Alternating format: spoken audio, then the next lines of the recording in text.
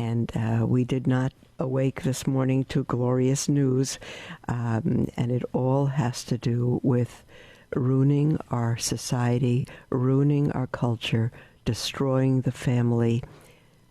Let me just say this within the church. So far, we've been speaking about public schools and the necessity, how's that for a word, necessity, to get your children out of the public schools, no matter what the cost to you. There's no more time. And now we're looking at within the church now too. And the headline is Pope Francis invites religious political leaders to sign Global Pact for New Humanism. Did you hear that, beloved? A new humanism. And as you will see, it's not a better humanism. It really is a new humanism, not the one that God gave. This is from Rome on Friday, from LifeSite News. And it said, many of you may have already read it, in a renewed and enthusiastic endorsement of globalism, beloved. Globalism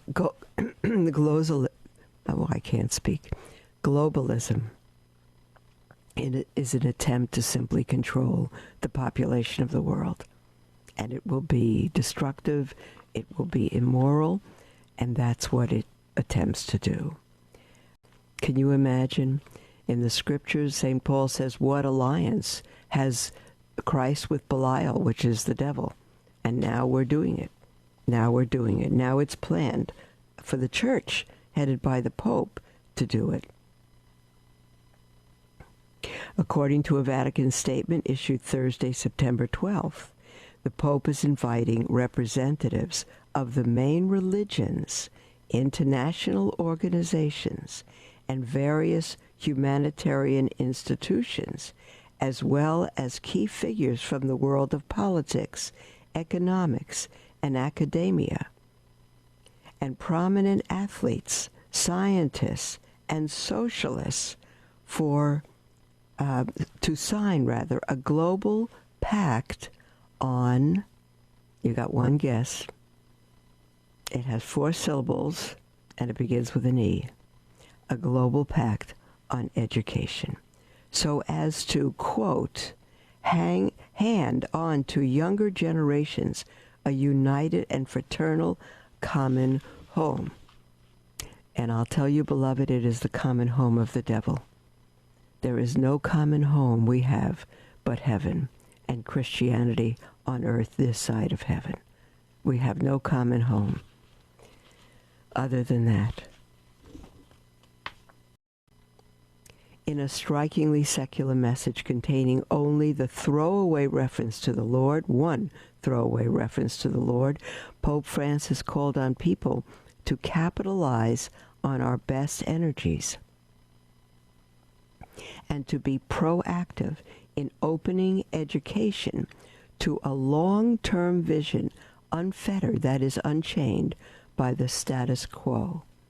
Beloved, the evil of this world has long ago upset the status quo. The status quo, the only status quo for us should be what our Lord has given us, the marching orders He has given us to be stewards of His creation and to educate our children. Our Lord never told us to build schools, and there would be nothing wrong with that if the schools were truly Christian and truly taught what our Lord taught and what He would have taught. Sex education, no matter how sophisticated anyone thinks it is, does not belong in any schools. That belongs at home. And there are many good books that older people or children or teenagers before they marry can read. Beloved, this is demonic. This is not to protect the family at all. You'll see later on, weaving relationship with families. Pope Francis omitted any reference to the prerogatives of parents as the primary educators of their children. I don't believe that was an omission on his part. It is a plan to eliminate parents, to educate the children.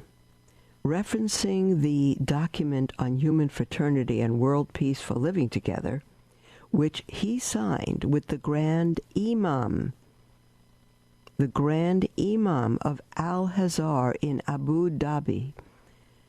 Last February, Francis explained that in this new global village, beloved, the ground must be cleared of discrimination and fraternity must be allowed to flourish.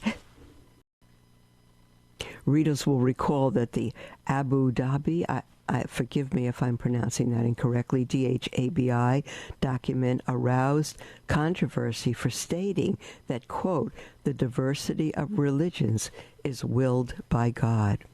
You see, that's why the Pope can get all the religions and everybody else together. It's willed by God. It is not willed by God, beloved. It is not.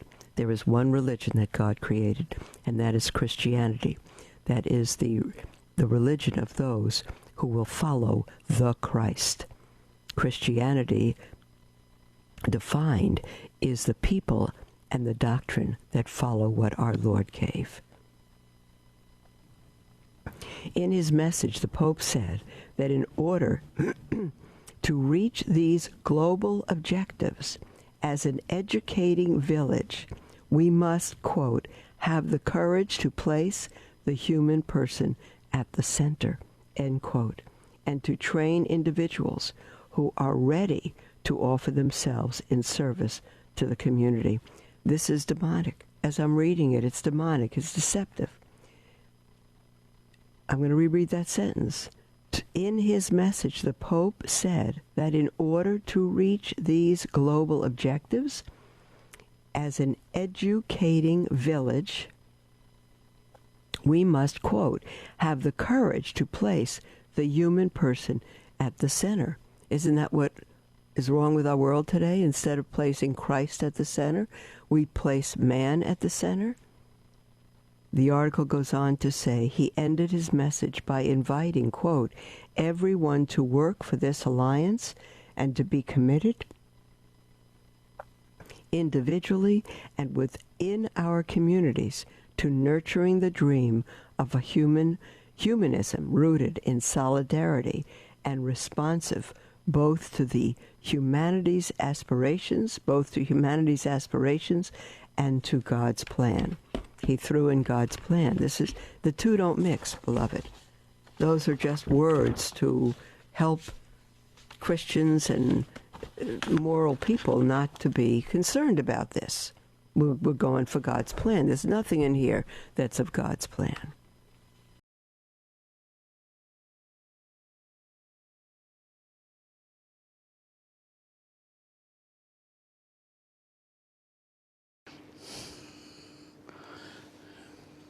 Carissimi, nell'enciclica Laudato Si ho invitato tutti a collaborare per custodire la nostra casa comune, per capire quanto è urgente sia la sfida che abbiamo davanti.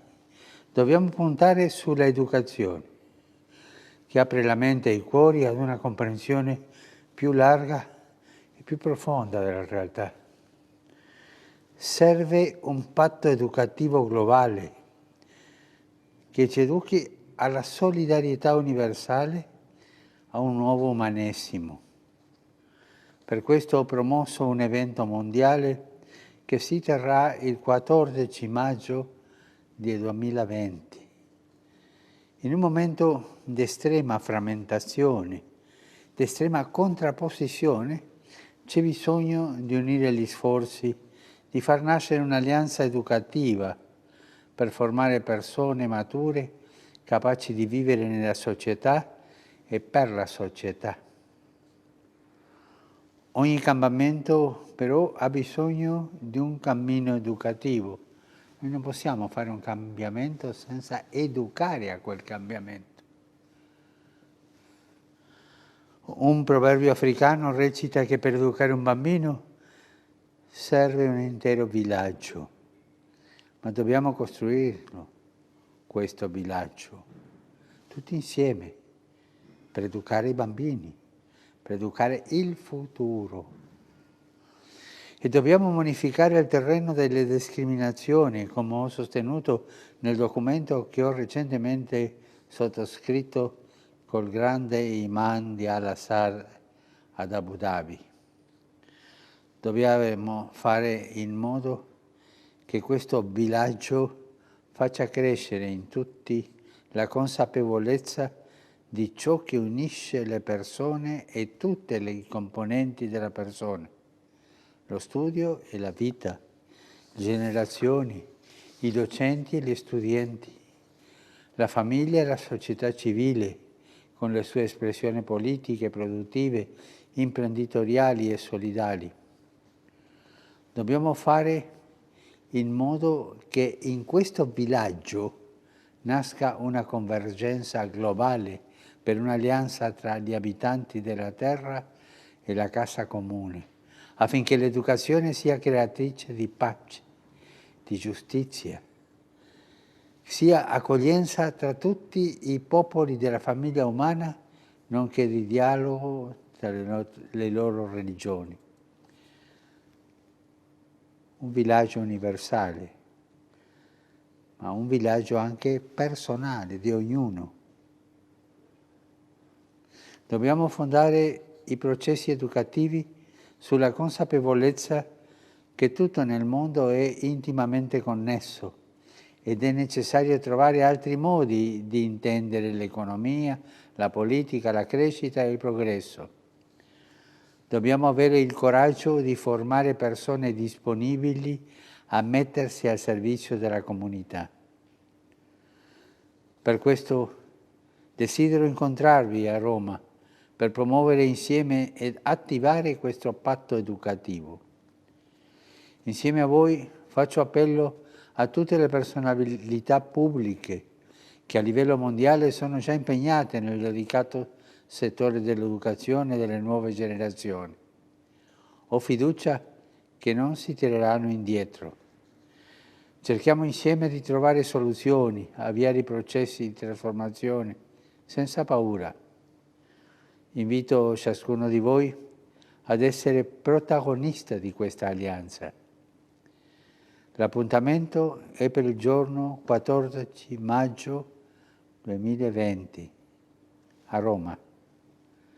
Vi aspetto e fin d'ora vi saluto e benedico. Grazie.